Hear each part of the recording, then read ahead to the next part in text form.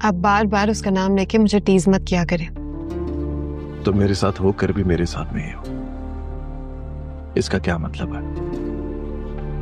जब आपने सब कुछ खुद ही अज्यूम कर लिया तो मेरी क्लैरिफिकेशन का क्या फायदा?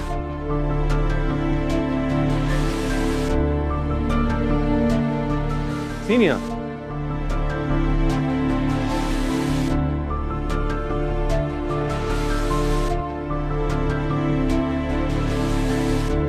मामा दानिश एक बहुत शकी, बदमिजाज और घटिया आदमी है।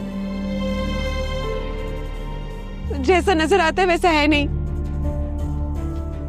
रोज मुझे शहराम के ताने देता है। घटिया आदमी है, मुझे रूम से भी धक्के देके निकाल दिया। अब मैं इसके साथ 1 मिनट और नहीं रहूंगी।